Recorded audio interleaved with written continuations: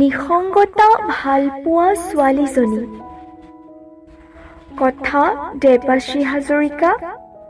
পাঠ কৰিছে দীপজ্যোতি শইকীয়া আৰু নিকুমণি লস্কৰ।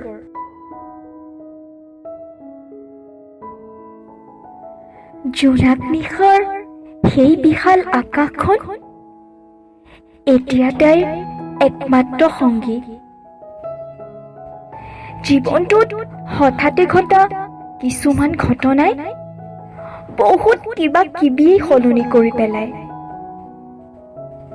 সকলোবোৰ যেন হঠাতেই হৈ যায়, নজনাকে নভবাকে, হয়তো নেবিচৰাকৈ।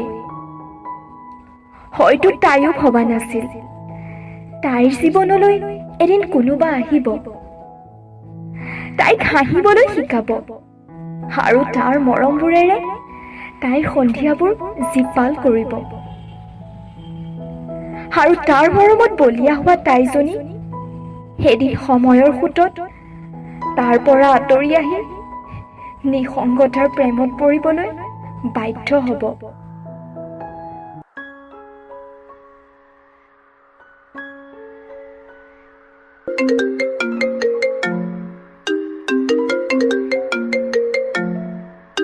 হেল্ল'।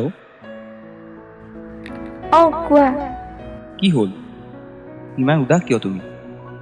উদাস নহয় মৌনময়।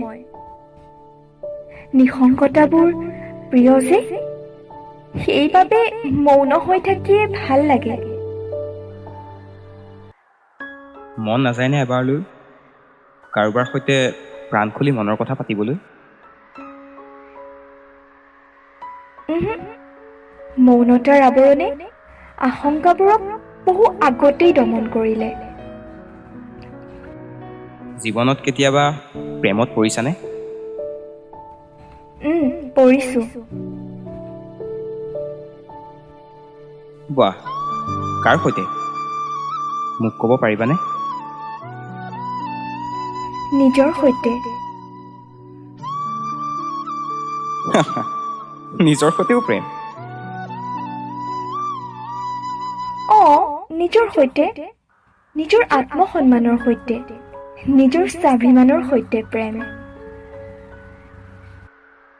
তোমাৰ কথাবোৰ বৰ জটিল। জীৱনটোওতো জটিল। সুখ দুখৰ লুকা-ভাকু খেলখনত সুখক বিচাৰি হাবাথুৰি খাওঁতে পাছফালৰ পৰা সদায় দুখেই আলিংগন কৰে। ভাগৰি পৰিছো জানা, বৰ ভাগৰি পৰিছো। বিশ্বাসৰ হাত এখন খামুচি ধৰা, ভগাই লোৱা দুখবোৰ। বিশ্বাস শব্দটোৰ ওপৰতেই মই আস্থাহীন। নিসংগতাবোৰক কিমান দিনলৈ এনেদৰে আপোন কৰি ৰাখিবা? যেতিয়ালৈকে মোৰ ভগ্ন কলিজা পুনৰ গঠন নহয়, যেতিয়ালৈকে সেই হেৰুৱা স্বাভিমানবোৰ ঘূৰাই নাপাওঁ, তেতিয়ালৈকে। অপেক্ষা কৰিব পাৰোঁনে সেই সময়লৈ বিশ্বাসৰ হাত এখন লৈ? নোৱাৰিবা, কষ্ট হ'ব তোমাৰ। ভালপোৱাজনৰ বাবে অপেক্ষা কৰাটো সুখ আছে, মাদকতা আছে সেই সময়ৰ। তোমাৰ ভালপোৱাৰ যোগ্য মই নহওঁ। যোগ্যতা বিচাৰ মোৰ কলিজাখনে ইতিমধ্যে কৰি পেলাইছে।